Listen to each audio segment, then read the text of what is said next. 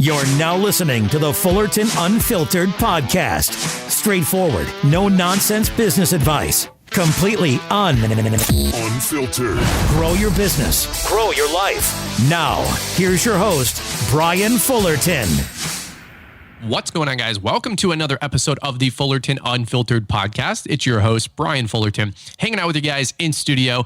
I almost feel like we use the same intro every time. I got to mix it up a little bit. Wow, wow, wow, wow. No, I'm just having fun.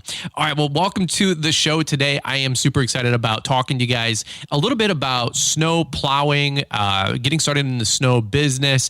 I'm not going to do this whole big talk about plow trucks and all this other mess. What I wanted to talk about is actually dialing it way down and actually making it maybe a little bit more simple and, maybe just helping some of you guys out that might be looking to do a little bit of snow shoveling, snow blowing, make a couple extra bucks, and how I did it for a few years to just bring in some extra cash during winter. Now, I know on Instagram and YouTube and all of the other contractor buddies we all have, they're buying the plow trucks, they're buying the salters, and the trucks are $50,000, the plows are $7,500, the salters are another $4, $5, $7,000, right? And that's all cool. That's all fine. That's all dandy. That's probably the evolution we're going to get to. But what I wanted to talk about is how you can make an extra $600 to $800 per snowstorm just using snow blowers and shovels. Okay, that money actually was a lot of money to me along the way to keep the lights on, to keep my bills paid, and to just have some good revenue coming in to help keep my little business alive when it was on life support, when I had a teeny tiny little business. And you know what? It's nothing to scoff at. If you can go out and make $600 to $800 a couple times a month in the winter for all of my friends up here in the Midwest, the Northeast, over there in Canada, just having fun. It's a good little chunk of income. So here's what I want to do. I just want to talk to you guys really quick about snow blowers, getting customers, shovels, just a little bit of fun stuff here. We're going to keep it light. We're going to keep it fun, and we're going to keep it quick. So let's do this really quick. We got the bills to pay. We got to keep the lights on here. I got to make sure that I can keep buying, that pinky up water for Paul Jameson. And, I really like to get Mr. Producer on the show. We got to see what Paul's drinking and how he does the show when he's on the other side of the takeout window for the Green Industry Podcast. I wonder if when Paul banters back with Marty, if that's when Paul takes a swig of his water. So I don't know. One day we got to get a solo episode from Marty, Mr. Producer, and all he can do is share all the inside secrets and quirks about Paul Jameson. I don't know. What do you guys think? Tag him on Instagram at Mr. Producer USA if you guys want to see a little bit more from Mr. Producer and have him chime in on Paul Jameson's quirky habits, which I'm sure he's got a few after they've been working together for a handful of years. So, all right, well, let's kick it over to Marty, Mr. Producer, the best producer in the biz, to give you guys all the latest and greatest for the show. And we'll come right on back. Now, the problem with dishing dirt on Brother Paul is he's one of those guys who really lives what he preaches. Now, sure, he does know where a few of my skeletons are buried, and because of that fact, I have to take it easy on giving him too hard of a time. I will say, though, for a guy who runs a media business and a landscaping company, he sure does spend a lot of time out by the pool. He's always telling me it's the power of delegation. Okay. Speaking of good friends, and Paul is a good friend of mine, Mike Bedell has been a great friend of Brian and the Fullerton Unfiltered podcast. And I just want to say thank you, Mike, for sponsoring today's show. Are you ready to make some serious money this winter with snow and ice management services? Are you looking to position yourself as an industry professional and to protect your bottom line from issues like unstable salt prices? Don't get left out in the cold this winter. Head over to debtfreelandscaper.com to check out the highly sought-after commercial and residential snow plowing contracts. These agreements are available for internet download and are easy to edit and make your own. Debtfreelandscaper.com, the green industry's most professional resource for lawn and landscaping contracts, hiring employees and subcontractors, and where you'll find the same money-making commercial snow contract that numerous contractors like Brian Fullerton have used to dominate the snow and ice management industry. Debtfreelandscaper.com. Head over to debtfreelandscaper.com to get access to these incredible resources today and put yourself in a position to plow through the competition. Don't look now, but some joker just stole your gear. Should have gotten Proven Locks, where Brian's 10 saves 10% at provenlocks.com. Now back to the show. All right, good deal, guys. Well, just having some fun here. Let's kick it right back into it. And, I want to talk to you guys for just a few minutes. Again, if you're looking to maybe make some extra income doing snow, just to talk to you guys about what I did the first 10 years in business. And in fact, the first 10 years where I've talked about it many times before, you guys know my story. I kind of call it scrimmage. We had a little business doing 40, 60, 80 grand. It wasn't anything super impressive, but it wasn't also anything to write home about. We were making 30, 40 grand probably in profit. And as a single guy, that was more than enough income to take care of me when I'm living at home. And all I was driving was a little Hyundai Elantra 2002 GLS sedan, with the plastic hubcap wheels, little white one, two-tone white on rust. You guys know how that goes. But that was my Chariot, man. That was my sedan. And no surprising why I was single as well. But anyway, let's just keep going. When I was cutting grass, I had my little 48-inch Viking walk behind. I upgraded from my brother's Dodge Durango SXT, and I got my little red F-150, and that was my Chariot. That was my setup. And you know what? I didn't know otherwise. I didn't know that I wasn't impressive. I didn't know I kind of looked like a dork, a little bummy. But you know what? I didn't really care. I was in business. I was having fun. I was cutting grass. I was enjoying the sun, and I was listening to music back in the day. And you know what? I enjoyed my company. That was who I was. That's what I was doing. And you know what? Those are the formative years. And you know what? Those are still some of the most fun years I've had, which is that 10 years of just try, fail, adjust, trying to figure it out, make it work. Well, I quickly realized that to, keep the income coming in, I should probably do some snow shoveling, some snow removal. We all did that back in the day as a kid, or a lot of us did. I think today's generation could learn a few things about hard work. And, it's funny. And I've heard many, many people say this. It's crazy nowadays, at least here in Michigan. When there's a 6-inch snowstorm, there used to be the band of kids, right? The 2 or 3 of us that would go on out. I was one of those kids for sure. A lot of you guys listening in were those kids for sure. And, we'd have the little 3 shovels, and we'd all go and clean out a driveway for $5, $10, $20. And, we'd all be completely gassed because we're, 12 and 13 years old. And, we made $20. And dude, $20, when you're 13, you can buy, back then the $5 foot long Subway sandwiches, or you can both buy fireworks, or, a new video game for $40 or $50, taking it back to the N64 days with GoldenEye and Perfect Dark and the Gran Turismo games. Hey, you go shovel 2, 3, 4 driveways, and you can start buying some new cool stuff, right? And I saw a meme once on Instagram. It kind of floats around every winter. It's like the grayed out photo. It says missing, on the side of a milk carton, and it's 3 kids, from the Christmas movie. It's lost, but not found is the 3 kids that are out there shoveling snow, because it doesn't happen anymore. And I have customers all the time say, when we're plowing them out with the big plow truck and, today's, setup, they're like, yeah, I wish there would be the little kids that come around that would, shovel out the driveway for $20, but they're all stuck inside playing video games and doing Fortnite and TikTok dances, and so it is just a different generation that's being raised up today. And I think a lot of us that are listening to the show are kind of like that last generation, honestly, of the hardworking, kids. We used to go outside, ride bikes, skin our knees. And my only rule that my mom gave to us to follow was you had to be in before the streetlights came on, or when the streetlights came on. And if you didn't, you were going to get your rear end tanned, if you know what I'm saying. And, I don't know about you guys, but I grew up in the generation where once you heard the whistle, right? You hear the, from horrible whistle, but the big whistle that, one of the parents could always do. And as soon as that street light went on, you'd hear the whistle. And man, I don't care if you were 50 feet away out front playing roller hockey or soccer, front yard or backyard. I don't care if you were a quarter mile away. We all had subsonic super hearing. I don't know what you call it, but we could hear that whistle a mile away. We lived on dirt roads. We'd be half a mile down the road playing in somebody's backyard, building ramps, doing stupid stuff, playing with fireworks and M80s.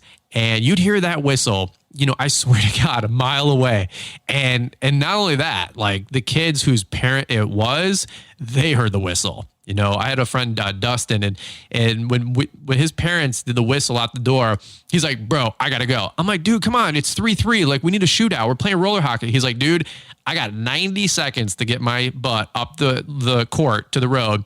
He's like, and if I don't, my mom's going to beat me to death, And I was like, oh yeah. Okay. Fair enough. So that's the good old days, man, when you're a kid. And I feel like that generation is just lost. I rarely see kids even outdoors playing, nowadays. And sometimes you'll see them playing soccer or baseball, but not usually. And they're all more excited about going in and playing on a phone or a tablet. And I guess that's okay too, God bless them. But when I was, growing up, I used to shovel driveways all the freaking time. All the time. And in the trailer park, there's a lot of elderly people, a lot of, senior citizens, a lot of Social Security people. That they're just older and they, were just not in the position to go shovel snow. And that's okay because, you had a big army of like young kids that were floating around the trailer park and they would be able to go on out there and help, plow out the sidewalks and the driveway for those elderly people. So we kind of had a target rich environment with being able to go on out there and shovel 5, 10, 20 driveways. And it's funny, like I knew about route density back when I was 14 years old. I'm like, wait a minute, we can shovel out, 10 driveways in 3 hours right after the snow is done and make $20 a pop. I was 13, 14 years old making $400 or $500 every snowstorm. And that kind of stuck with me as I got older. So when I was 19, 20, 21 years old, I had just got my business started. I was cutting grass. Winter had came. Obviously, not really any opportunity to get unemployment or anything like that from my own little, startup business, obviously. So what was I going to do? Well, back in the day, I was like, you know what? I remember when I was 13, 14, 15 years old, this was my grand business plan. I get a lot of folks like, what's your business plan? Or what's this? Or how's the best way to approach it? I'm like, look, bro, if I can make about $1,000, $1,500, maybe $2,000 a month during the winter to take care of my bills, have a little surplus, go out to Applebee's once a month, like that's all I really needed. And that was really, again, that was all my ambition was because I didn't have any greater need or want. So why did I have to perform harder, right? So it was funny, the first year doing snow, I said, well, let's get back into shoveling driveways. Let's get back to snow blowing some driveways. Now I was smart enough to get snow blowers instead of just, relying on shovels when I was 13, 14 years old as a, little boy. So it was funny. I went to Meijer. We have like Meijer grocery stores. They're 90%, food and grocery, but well, I would take that back. Maybe they're like 50, 60% food and grocery, but the other half of the store is like hardware, supplies, pet food and clothing, right? But they used to have like when you walk in, especially November, December, January, February, while they're in stock or when there's a snowstorm, they knew to rotate the merch up front, and it was all the snow blowers and all the shovels. Well, they had the MTD, right? The MTD snow blowers, and they had like the little 3.5, and then it was 4 and 4.5 engines, and if you could find the right model, the right SKU, sometimes you get those little like Honda engines that had like 5.5 horsepower or whatever they were, right? And those were like the beefy snow blowers, man. Those would go through 6 to 8 inches of snow, not the 1 to 3 inch stuff like the little MTDs, right? And it's funny because I'm taking it back. I used to buy those snow blowers one every other year or two. I would go out there with my little truck, my little snow blowers, my little route, and I used to do 20 to 30 snow blowing driveways for 20, 25, $30 every time. And I was so excited about doing that. Like I was entrepreneuring. As simple as it was, I was a lawn and landscape business owner. I was a snow guy. And, I had humble beginnings. It wasn't anything like super impressive. I wasn't Troy Clogg. But you know what? I felt like Troy Clogg. I felt like I was taking care of 20 or 30 customers. They relied on me. A lot of them, like I said, they were elderly, so they had a lot of doctor's appointments. That also came with a lot of demands, a lot of text messages back in the day, a lot of, hey, you're going to be here first thing in the morning once it's done snowing because I got a doctor's appointment at 9 a.m. Yes, ma'am. Yes, sir. All the time. When we talk about dealing with customers that have high expectations, I wonder a fun game to play would be who has the higher expectations, the person in the $1.1 million home that's, super successful, if you will. And he's a doctor or a lawyer and he's just, thinks that society bends around him, or the mentality of somebody who's elderly living in a trailer park that believes that they're all first. I learned customer service and dealing with people, the hardest of headed people. Some of my customers were, but you know what? It taught me a lot about people skills. It taught me a lot about sticking up for myself. It taught me a lot about me scheduling work, not them scheduling my business. I also learned really quick who to not work for, who to work for. They're some of the most difficult and high expectation customers you'd ever imagine, while some of them also being the cheapest, right? And they're not cheap people because they want to be. They're cheap because they almost have to be. They're on Social Security. And I learned a lot of lessons, man. I learned a lot about sales, upselling breadsticks at Little Caesars. Okay, I learned a lot about door-to-door marketing and sales and route density from TrueGreen. But I also learned a lot from my formative years in the trailer park. I mean, it was a very low income, very hard to get extra work. I learned how to survive. I really learned how to be resourceful because, again, for the lawn care, for example, when you're cutting grass and it's in the spring, you're making great money per hour, great route density, especially when you get commercial mowers in those trailer parks. But the other flip side of the coin is after about late June, those lawns burn up and they don't really come back until I'd say like mid-September when the rain and the cooler season comes back. So I learned to be resourceful. I learned to be a little bit more on a budget. I learned to not spend all my money, if you will. Now, so a lot of those lessons I still derive from the trailer park. It was some very, very interesting formative years for my turf, my old turf and stomping ground, if you will. Where I grew up in a double wide trailer. For some of you guys that might be newer to the show, if you ever see the truck today, the mowers today, the trailers today, sometimes we get provided some equipment from different companies to reciprocate creating content and exposure and all this other mess. That's some more of a finished product, man. But I got started with no equipment, no money, no privilege of any type. That's a fact. In fact, I would have loved to have just been at zero. I was like a -5 on a lot of these different categories and topics. But you know what? It was exciting. Every time there was a snowstorm, when I would go out and do 20 or 30 plus driveways with a little MTD snowblower, had it in the back of my little red F-150. Now, the interesting thing was it had a fiberglass tunnel cover on it. So I couldn't really get any big pieces of equipment back there. But when I was able to arch it up and it would be at a 30 or 45 degree angle, I would drive around with 2 snowblowers because eventually I wised up to have a backup because snowblowers always seem to break down on the 3rd driveway, never on the 27th out of 30 driveways, if you know what I'm saying. If the pulleys are going to fail, if the belt's going to fail, if the scraper bar is extremely worn out, it always happens on the 3rd driveway. It doesn't happen on the 30th driveway. You know what I'm saying? Just like if you run out of gas with the trimmer or blower, you don't run out of gas with the blower when you're in the front yard. It's always when you're about 300 yards away. So it was just funny. But I had my little tunnel cover lifted up in my little red F-150, which, by the way, was a 2x4. And it had, little Cooper tires on it, but they were all seasons. They weren't winter tires. And so, I'm sure they weren't the thickest of tread because I was broke. And so how do you think I was driving around the trailer park, which had a lot of hills and a lot of inclines and declines? I was sloshing around with that thing like you wouldn't imagine. Just fishtailing all over the place. It was actually kind of fun. You knew the safe limits of, being in your Tokyo drift truck. Maybe some of you guys are there. And I had my little tunnel cover opened up. I had my 2 snow blowers in the back. Sometimes if I just had the one, I would just leave it running, and hoisting a 50-pound snowblower up and down, up and down, up and down, up and down, 30 to 40 times even per snowstorm. And you know what? As simple as it is and as dorky as it sounds, maybe some of you guys are there right now. And maybe if you want to just bring in some extra money, maybe you're not doing trailer park lawns, maybe you're in some subdivisions, but maybe you've got an F-150.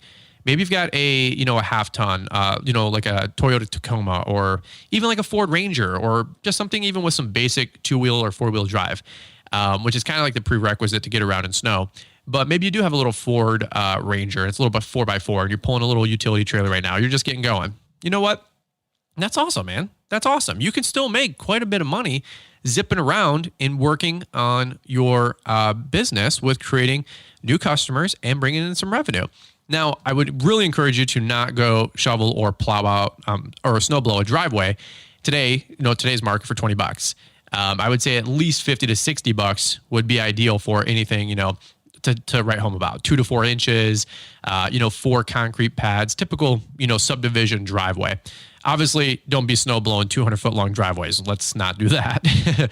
But, when we were doing the subdivision driveways, hey, $40 a pop, even if you just did it today with $40 a pop, it takes you, 10 to 12 minutes, 15 minutes, and you go and, zip around and you knock out 20, 30, 40 driveways. That's an extra, $40 at 30 driveways is $1,200. I mean, I know we're listening to the podcast and it's like, make $50,000 a month or you're a loser. And God bless those people. But you know what? A lot of us right now, if you had $1,200 coming in during a snow event, considering that you probably have 2 or 3 snow events per month, that money can be extremely critical, extremely vital for it to come on in, especially if you're in survival mode, especially if your business is infantile and it's brand new and it's small, or you just quit your job or you're going all in and your wife's like, hey, what are you doing for, winter income? And you're like, well, I could work at Amazon. I could do this. And I might just do that just in case. But anytime it does snow, it would be nice to go on out there and do 10, 15, 20, 30 driveways, making 30, 40, $60. And that's okay. Again, sometimes we get so lost with this like perfect image of a business where if you're not going out and plowing snow and making, $3,000 to $5,000 or $10,000 or, you and 3 trucks go out and you get the lights and the plows and the rigs and, it looks cool for Instagram, but I didn't get started that way. I didn't rock and roll that way for 10 plus years in business. I bought my truck in 2017, I think it was fall of 2017. So we've only been plowing snow for 3+ years now. And you know what? This stuff is fresh to me. I know what it's like to go out there, absolutely snow blow 30 plus driveways for not enough money, $25, $30. Should have been charging 40 or 50 or whatever. Using snow blowers and like the chute somehow breaks or the chute gets frozen or the cable for the quick adjusts before I realized to stop getting the cable designs because they would freeze or break. And then having the, chute deflector that shoots down, get stuck up or break off or, whatever, and zip tie it down. We've all been there. Riding electrical tape around it to keep it in a permanent 90 degrees because the spring broke and I needed to eject and shoot out the snow, but I also don't need it to shoot up, but I can't shoot too far down, right? We've all been there, done stupid stuff like that. And man, I've seen it all, done it all. I've worked on so many 2-stage snow blowers. It's not even funny. Like there's certain things I talk about and I review and I know what I'm talking about. Other things I don't, so I typically stay away from it. Man, I could tell you anything you want to know about single stage and 2-stage snow blowers. That is like one of my go-to wheelhouses. I know a lot about snow blowers because I used to they would break. I would be in my mom's shed. It would be, 20 degrees out, 8 inches of snow. The wind is whipping on you. The chute doesn't work. You go, snow blow a driveway and all that drift that shoots out just comes right back onto you, blankets you. You look like the, abominable snowman. And, that sucked, man. And I'd have scarves and I would have hats. And nowadays I go out there and we got the $65,000 rig and truck and setup. We've got the lights. I've got the heated jacket. I've got the heated gloves. I've got the, $35 Milwaukee double insulated beanie. I've got the nice boots. I've got the thick pants. I've got $200 of armor, Under Armour on underneath me. You know why? Because I get cold really, really quick. I hate the cold. I am a softie when it comes to the cold. My hands just, poor circulation. A friend of mine who he's a doctor, he says, cold hands, warm heart. Like that's, old saying. It might be true, but I think I'm still frozen to the bone for the first 10 years I did snow removal because I was out there in the elements, man, 6 hours a day after a snowstorm, just shoveling snow, just literally snow blowing. And half of that snow would go right back onto me, get back in the truck, freezing my butt off in cloth seats in a little F-150. Nowadays, you jump in the rig and they got the heated seats, the remote start. I'm going to spend some money taking care of me because the first 10, 12 years, all I did was get beat up. All I did was have the crappiest, crummiest equipment, made the littlest amount of money. And now it's funny, like now we're like a more finished product, if you will, which we're not a finished product, but you know what I'm saying? We have the nicer stuff. And now it's like, you have half the ambition because I don't know. It's just like, it's like it's like the guy who's driving a Ferrari at 65. Like if it's almost like it's reversed, right? Like that guy, he's driving his Ferrari at 65. It's like, why don't they get you the Ferrari at 25 when you actually look good, feel good, and can attract a nice spouse, you know what I'm saying? Guy or girl, for whatever you're into, And, but no, you get the Ferrari when you're 65 and you're old and, you don't even want to drive fast anymore, right? You go 30 in the 50 mile an hour lane, right? So it's like, why don't they give me the nicer stuff in my first few years of business? But it's funny how that works. As you progress, the less you need it, the less you care about, making as much money because your priorities change, right? But I that's how I started, man. And there's been times when things would break down, like I said, and we would be out there in my mom's shed or my driveway. It'd be 15 degrees out. I'd be working on my hands, and knees out there, changing bolts out, changing scraper blades out, unscrewing screws and bolts in the hardest to reach places on compact little snow blowers. And you drop a nut and it would, fall into the little snow and you're digging around for it. Your hands are frozen. You're out there in a little concrete driveway in front of your shed, in front of your little double wide trailer, and you got, 27 driveways left to do. And it's, 5 a.m. sun's peeking out.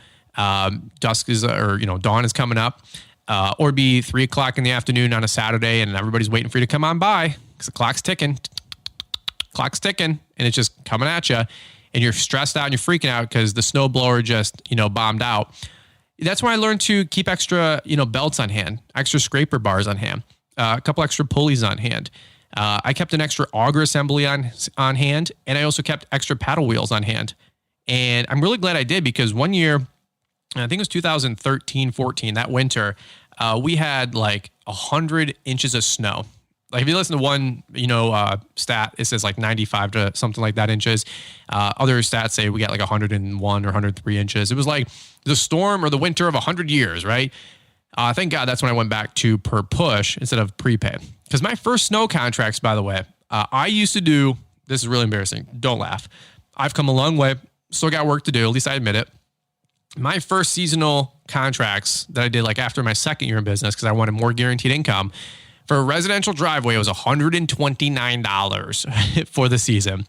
Unlimited pushes, including sidewalks. And pushes is snow shoveling or snow blowing, right? I had like 40, 50 people take me up on that offer. Why wouldn't they? I'm like, look at all this business I got in, man. Like I'm crushing it. I'm a marketing genius. Yeah, I was a genius at being retarded, Like what was I doing a driveway for? What was I thinking? $129 for the season, right? And, I'm just laughing at myself here, and then eventually I got the gall, the audacity, I said once on a podcast, to charge $179 for the season, right? And we still had 40 out of the 44 customers from the year before renew. Well, no kid, man. I mean, it's basically like slave labor, getting $10 an hour or $10 a driveway shovel, right? So that was the evolution of my business. Over time, we got it to $325, $375, $399. Next year it'll probably be $449, right? Well, new signups right now are $449, and eventually we'll probably get to $499, right?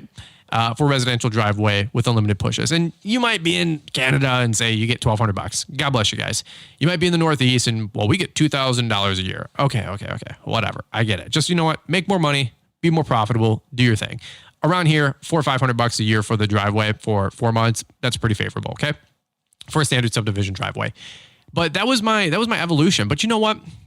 Taking it all the way back, I'll tell you what. Doing 30 driveways at $25 or $30 back in the day, making $600, $700, $800, in 4 or 5 hours, that was really, really helpful.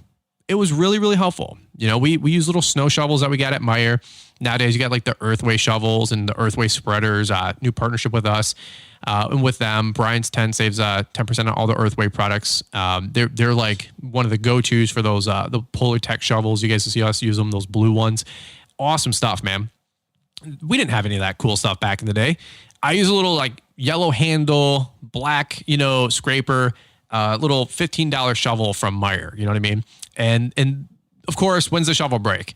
You hit a patch of ice, or you hit undulation in the concrete on a driveway or a sidewalk, and it snaps the shovel in half after you like almost crack your wrist, obviously. And I was like, Why do we not have a backup shovel? Because I was broke, dude. I didn't have like money for 2 shovels. I'm like, we need that capital to reinvest into other parts of our business. It was $15, but that's how like little money I had sometimes. But you know what? Those $750 days doing snowstorms, like it really helped keep the lights on. It really did help provide to take, care of my mom or my family or buy Christmas presents. It really did give me, when we had a good winter, that year we had like 100 inches of snow. I made probably, I don't know, $6, $7, $8 grand, versus maybe making $3 or $4 grand during the winter. And it was just humble beginnings, man. It was just humble beginnings, right? So today's podcast, I just wanted to talk about that story about how I got started doing my snow business. Maybe you guys are out there and you're in the Midwest, the Northeast. Hey, go get 5, 10, 20, 30 driveways. Go shovel snow. Go get the snow blower out. Go buy a $600 snow blower. We use a lot of those Toro 621s, Toro 721s, 821s nowadays. And yeah, they're $700.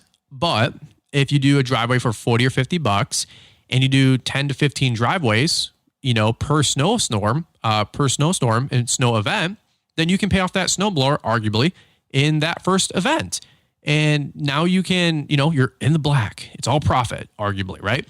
It's humble beginnings, but you're like, I only have a 4x4 Ford Ranger or a 4x4 F-150, or I can't afford a $7,500 plow. Well, then you might be able to cherry pick other clients that you can do with simple shoveling or a snowblower, right? Maybe you can't do the, corner store, drugstore because you don't have a plow. You can't do the industrial park because you don't have a commercial plow. Hey, no big deal, man. Reach out to other guys. See if you can be a sidewalk crew or shovel crew or snowblow walkways. Those guys will pay you top dollar if you can't get customers even this time of year. They'll still pay you $25 to $30 an hour. And if you bring your own equipment, maybe more. So there's always ways to make money doing snow. You don't need the $70,000, Chevy Duramax 2500, with the big diesel engine and the $8,000 Boss plow or whatever. Do we all want to get there? I'm sure a lot of us do. I know I did. But it was a progression. It was an evolution. And you know what? I don't apologize for the way I got started doing snow. I love doing snow. It is exciting. There's good money in it. I don't know. There's just something about plowing snow today when it's 3 a.m. and you hear the snow tires or the tires just crinkle over that fresh powdered snow. You just hear that cracking, that whistling underneath your truck. And then you hear the plow drop and you're just scraping it as you just go forward at 7, 8, 10, miles an hour. And it's just you out there. It's pitch black. The lights are flashing. Listen to a good podcast. There's nothing else going on. It's honestly some of the most relaxing, peaceful, thoughtful times that I have in my life and in my business. So, but you know what? I was just as happy shoveling with my little shovel and snowblowing with my little snowblowers, my little MTD 4.5 horsepower little engines. Eventually, I upgraded to the big dog, the big Toro 621s, the Toro 721s. Nowadays, everybody looks at the podcast, the YouTube channel, Thunder, this, that, and the other thing. But you know what? I sincerely do say this and believe this and mean this. I know what it's like to buy a $600 snowblower and for that to be a huge capital investment in my life and in my business. It was $600, but you know what? I had the choice, $600 for a snowblower or $600 for, Christmas presents for my family. And, I took a risk. I took a gamble. And 9 out of 10 times it paid off, thankfully. But you know what? I talk about this all the time. I know what it's like to buy a $600 snowblower, a $600 backpack blower. And you're going to eat pancakes and PBJs for the next, 4 weeks. There's no steak. There's no pork chops. There's no going out to eat. And I don't take that stuff for granted. So when we review about stuff, when we review equipment, we review products, we talk about different opportunities to make money. You guys got to understand, I came from nothing, zero. And I came from figure it out, man. Figure it out, hustle, be resourceful. There were so many times I used electric tape, duct tape, zip ties, drilled holes in new things. One time I was out of the snow paddles and one of the bags didn't have the middle part of the snow blower part, the paddle that pulls it in to pull the unit forward. So I was like, well, I got the 2 looped paddles, but then there's also 2 little square pieces that are 5 inches by, 2 inches. long. And I'm like, well, where's the other part to bring the snowblower forward? Well, you know what I did? I took an old piece of paddle that I just took off and replaced it with, and got my little saw out, the little fine saw. I don't even know what it's called. I'm not a big tool guy. And I cut a piece off of that. I cut it down to 4.5 inches, measured the old one. I knew it was 4.5 inches wide, 2 inches tall. Well, the old paddle was completely worn out, but it was still big enough to be that piece that you put on the spanner of the auger that pulls the snowblower forward on the little single stagers, right? So I got my little saw out, I drilled 2 holes into it, and I replaced it with there. I was resourceful. There's times when belts would break, pulleys would break. I would, again, take off that metal cap on the side and put all my little screws in there. And, sometimes you drop a screw down, of course, down the crack of the driveway, and you can't find it, you can't get it, or it just falls into the snow in general. Where is it at? I learned that you can, run that snowblower with 3 screws in there instead of all 5 or 6.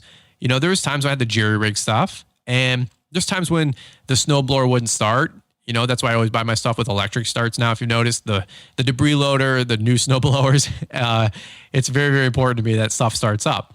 And also, I've learned to have backups. I've always budgeted now to have a backup. Last 12, 18 months, Liz and I have a rule: buy 2. We get pizza. You know what? You want to solve half your marriage problems? Buy 2. Buy 2 of pizzas, buy 2 of food, buy 2 appetizers. Look, it's cheaper to make more money than it is to have a fight. So now I look at my snow blowers, we have 2. Shovels, I've got like 20 shovels, okay? Spreaders, we've got 2. Lawnmowers, we've got 2. It took a while to get there. I'm just having some fun. But you know what? We only got the 1 truck, but I don't know, maybe we'll get a Tesla Cybertruck one day and that can be my backup snow rig, right? Oh, I'm sure the haters would love that. But anyway, which way? So that's what I got for you guys today. Just short and sweet. But you know what? Humble beginnings, doing snow plowing and snow removal. And this was just a little fun podcast I wanted to do to maybe help you guys if you're trying to figure out some revenue for winter.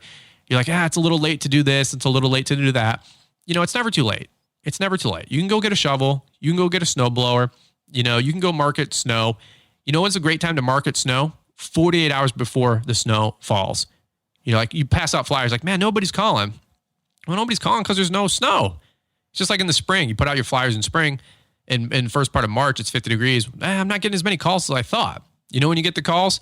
The last week of May, when the lawn is 6 inches tall and they've been putting it off and they can no longer put it off. That's when I get a ton of calls, right? And you guys do too. When you get a ton of calls for snow, 24 hours before the snow falls. So this year, we're actually doing that. We got 1,500 postcards made up. We use our own snow postcard that we have on Launchpreneur Academy, plug and play template. It's like $75. You get a snow postcard.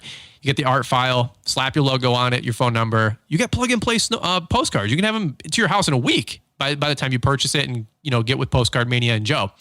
Well, this year, we're going to pass out more postcards. So we've got more guys, we've got more labor, more help, and we want to, get more business. So the first time we get a significant snow accumulation that's going to be on the books, the day before, myself, Rob, and Dave, we're all going out and we're passing out 1,500 postcards because that's when I'm going to lock down 10 new customers guaranteed the day before that first major snowstorm when people freak out. Okay. So, all right, that's what I got for you guys today. Short and sweet, 36 minutes. I think we're beating my record of 1 hour and 10. Which is what a typical podcast runs with. Hey, if you guys are new to the show, thank you so much for subscribing. Thank you so much for listening to me have fun and just share these funny, ridiculous stories with you guys. If you guys are new, we really encourage you guys to leave us a 5-star rating review if you're getting some benefit out of the show. And by the way, if you guys have been with us for any length of time, and you know what, during the summer, you're busy, you didn't leave a 5-star review, you got the next lawn to get to, things are crazy. Hey, I get it. But you know what, this time of year, you're at home. You're listening to the podcast at home. Maybe you're plowing snow. Maybe you're at the gym. Things are a little bit different pace. Would you do me a big favor? I'll ask kindly and I'll say the word please. Would you please leave us that 5-star rating and review?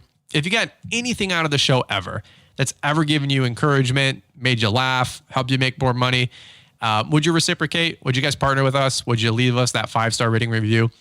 Typically, it's for the iTunes folks, if you listen on Apple iTunes. If there's an option on Google, please do that too. But I know a lot of the times the reviews are reserved for iTunes. So leave that. Leave a paragraph review. Let us know how we're doing. And we super appreciate that. Thank you so much. All right, guys. Well, that's it from me today. Let's kick it over to Marty, Mr. Producer, and we'll catch up with you guys on the next one. Always stellar, Brian. Again, thanks to Mike Bedell of Bedell Property Management and Debt-Free Landscaper for underwriting the show today. Details in the show notes. Let me encourage you guys to go back to episode number 100. That's where Mike joins Brian, and they just provide a lot of fun, some practical stories about getting started with snow removal. And if today's podcast has really got you considering adding snow plowing or snow removal to your business, then I strongly encourage you to go back to episode number 100 and even episode number 101. Those will give you many practical tips, lots of good advice, ways to be profitable with the white gold. Now, Brian, he also has a training program that is a must at Lawntrepreneur Academy, and here's a little more. For those of you guys interested in breaking into the snow removal game, this one's for you. Now available exclusively at thelawnpreneuracademy.com. We've got you covered with the How to Get Started Plowing Snow training program. This powerful resource is there to help you guys learn the basics to plowing snow, what to charge, major pitfalls and mistakes to avoid, and so much more. Hands down, one of the most anticipated and helpful training programs we have available. We'll get you up to speed on how to crush it with your snow removal business in no time. Check out the training program today at lawnpreneuracademy.com, because before you know it, we'll be out there plowing that snow and making that dough. Thanks for taking the time to listen to the Fullerton Unfiltered podcast with Brian Fullerton. We hope you enjoyed this production. If so, please consider leaving us a 5-star review for the show. While the techniques and ideas presented here are designed to help you grow a more successful and profitable business, no one can guarantee these results for you. We want to emphasize that entrepreneurship is not easy, and the ideas presented here are just the opinions of Brian Fullerton and his respective guests. No one can guarantee success for you. That being said, we hope the ideas presented here help you and motivate you to go on out there and crush it with your own business. Fullerton Unfiltered Podcast. Thanks for listening, and we hope to see you on the next episode. This has been a Brian Fullerton and Mr. Producer production.